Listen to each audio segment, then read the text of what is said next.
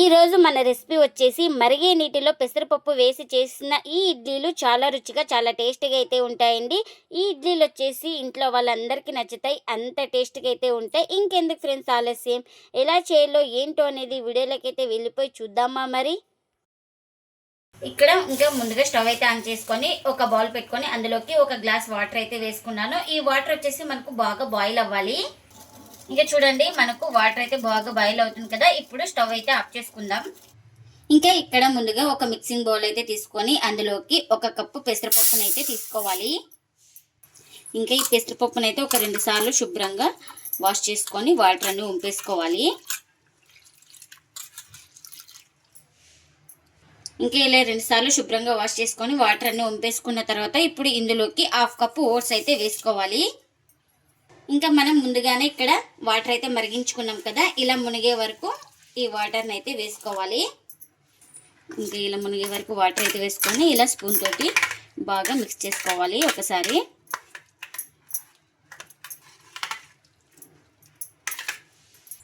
ఇంకా ఇప్పుడు మూత పెట్టుకొని ఒక 15 నిమిషాలు పక్కన పెట్టేసుకుంటే పెసరపప్పు ఓట్స్ బాగా నానుతుంది. ఇంకా ముందుగా ఒక కడాయి అయితే పెట్టుకున్నాను. ఇప్పుడు ఆ కడాయిలోకి మనం పల్లీలు అయితే వేసుకోవాలి. ఇంకా ఈ పల్లీలను బాగా ఫ్రై చేసుకోవాలి. ఇప్పుడు ఒక స్పూన్ ఆయిల్ అయితే వేసుకుంటున్నాను. మీరు ఆయిల్ లేకుండా కూడా ఫ్రై చేసుకోవచ్చు. ఇంకా ఇలా ఒక స్పూన్ ఆయిల్ అయితే వేసుకొని ఇంకా ఆయిల్లో పల్లీలు అయితే బాగా ఫ్రై చేసుకోవాలి. ఇంకా పల్లీలు అయితే బాగా ఫ్రై అయిపోయినాయి కదా. ఇంకా స్టవ్ అయితే ఆఫ్ చేసుకొని పూర్తిగా చల్లారిన తర్వాత అయితే గ్రైండ్ చేసుకోవాలి. ఇంకా పల్లీలు చల్లారిన తర్వాత అయితే జార్ అయితే తీసుకొని ఇంకా జార్లోకి అయితే వేసుకుంటున్నా. ఇప్పుడు ఇందులోకి రుచికి తగినంత సాల్ట్, నేను ఇక్కడ పచ్చిమిర్చి బదులు కారం అయితే వేసుకుంటున్నాను. మీరు కావాలంటే మిర్చి వేయించుకొని వేసుకోవచ్చు. ఇప్పుడు కాస్త వాటర్ కూడా వేసుకొని మూత పెట్టుకొని ఇంకా చట్నీని అయితే గ్రైండ్ చేసుకోవాలి. ఇంకా గ్రైండ్ చేసుకున్న చట్నీని ఒక బౌల్ తీసుకొని ఇంకా అందులోకి అయితే వేసుకుంటున్నా. ఇంకా చట్నీకి పోపు కూడా పెట్టుకున్నా. ఆ పోపును కూడా ఈ చట్నీలోకి అయితే వేసుకోవాలి. ఇంకా మనకు చట్నీ అయితే రెడీ అయిపోయింది. ఇంకా ఇప్పుడు ఒక 15 నిమిషాల తర్వాత అయితే చూపిస్తున్నాను చూడండి. మనకు పెసరపప్పు ఓట్స్ బాగా నానిపోయినాయండి. ఎందుకంటే మరిగే నీళ్ళు వేసుకున్నాం కాబట్టి మనకు త్వరగా నానుతాయి. ఇంకా ఇప్పుడు వీటిని ఒక జార్ అయితే తీసుకొని అందులోకి ఇంకా కొంచెం కొంచెం వేసుకుంటూ గ్రైండ్ చేసుకోవాలి. ఒకటేసారి గ్రైండ్ అవ్వదనేసి నేను కొంచెం కొంచెం వేసుకొని గ్రైండ్ చేసుకోవాలి. ఇంకా ఇప్పుడు మూత పెట్టేసుకొని స్మూత్గా గ్రైండ్ చేసుకోవాలి. ఇంకా గ్రైండ్ చేసుకున్న తర్వాత ఒక బౌల్ తీసుకొని ఇంకా అందులోకి అయితే వేసుకోవాలి. ఇలా బాగా స్మూత్గా గ్రైండ్ చేసుకోవాలి. ఇంకా సెకండ్ సారి కూడా గ్రైండ్ చేసుకున్న పేస్ట్ని అయితే ఇందులోకి అయితే వేసుకుంటున్నాను. నేను సెకండ్ టైం గ్రైండ్ చేసుకునేటప్పుడు కాస్త కొత్తిమీర వేసుకొని గ్రైండ్ చేసుకున్నా.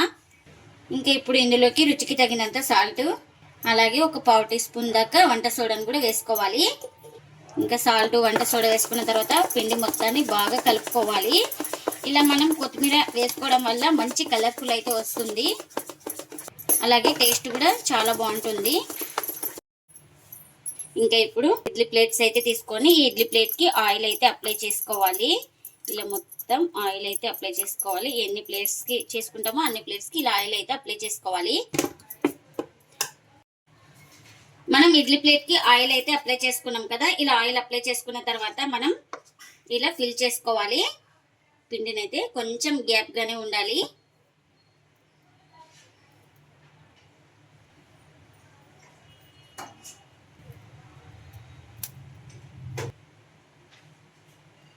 ఇంకా మనం ఇలా ఎన్ని ప్లేట్స్ అయితే అన్ని ప్లేట్స్ ఇలానే ఫిల్ చేసుకోవాలి.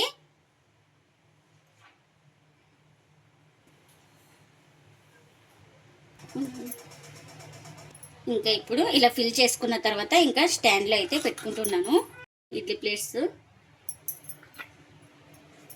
ఇక్కడ నేను తీసుకున్న క్వాంటిటీకి 16 ఇడ్లీలు అయితే అయినాయండి. ఇంకా స్టీమ్ చేసుకోవడానికి పాత్రలో వాటర్ అయితే వేసి పెట్టుకున్నాను. ఇంకా మనకు వాటర్ అయితే బాయిల్ అవుతుంది కదా. ఇంకా ఇప్పుడు ఈ ప్లేట్ అయితే పెట్టుకోవాలి. ఇంకా ఇప్పుడు క్యాప్ అయితే పెట్టుకొని మనం ఈ ఇడ్లీలను అయితే 10 నుంచి 15 నిమిషాలు అయితే స్టీమ్ చేసుకోవాలి. ఇంకా ఒక 15 నిమిషాలు స్టీమ్ చేసుకున్న తర్వాత ఇంకా స్టవ్ అయితే ఆఫ్ చేసుకొని పూర్తిగా చల్లారిన తర్వాత అయితే తీసుకున్నానండి. ఇప్పుడు ఇంకా వీటిని ప్లేట్లకు అయితే తీసుకుందాం. చూడండి ఎంత బాగా వచ్చినాయో, కలర్ఫుల్గా కూడా ఉన్నాయి కదా ఇడ్లీలు అయితే. చాలా స్మూత్గా కూడా ఉంటాయండి, ఎందుకంటే వంట సోడా వేసుకున్నాం కాబట్టి చాలా స్మూత్గా ఉంటాయి మనకు ఇడ్లీలు అయితే. ఇంకా ఇలా అన్నీ తీసుకోవాలి. మరిగే నీటిలో పెసరపప్పు ఓట్స్ వేస్ట్ చేసిన ఇడ్లీలు అయితే రెడీ అయిపోయినాయండి. ఇంకా ప్లేట్లకు అయితే సర్వ్ చేస్తున్నా. ఈ ఇడ్లీలు చాలా రుచిగా చాలా టేస్టీగా అయితే ఉంటాయండి. హెల్త్ కూడా చాలా మంచిది కదా పెసరపప్పు ఓట్స్. అలాగే ఇంకా ఈ ఇడ్లీలు అయితే అందరికీ నచ్చుతాయండి, అంత టేస్టీగా అయితే ఉంటాయి. ఇంకా చట్నీ కూడా చేసుకున్నాం కదా, చట్నీని కూడా సర్వ్ చేస్తుందా. మీకు ఇడ్లీ చూపిస్తాను చూడండి, ఎంత స్మూత్గా ఉన్నాయో ఇడ్లీలు అయితే. చూడండి ఎక్కడ పిండి అయితే లేదు. మనకు 15 నిమిషాలు అయితే స్టీమ్ చేసుకోవాలి, అప్పుడే పర్ఫెక్ట్గా స్టీమ్ అవుతాయి ఇడ్లీలు అయితే. ఇంకా మీరు కూడా తప్పకుండా ఒకసారి ఇలా ట్రై చేసి మీకు ఎలా వచ్చిందో కామెంట్ అయితే చేయండి ఫ్రెండ్స్. ఇదండి ఇవాళ వీడియో. ఈ వీడియో కనుక నచ్చితే ప్లీజ్ లైక్ చేయండి, షేర్ చేయండి, కామెంట్ చేయండి. అలాగే లైక్ చేసి సపోర్ట్ చేయండి friends. Thanks for watching. Bye bye.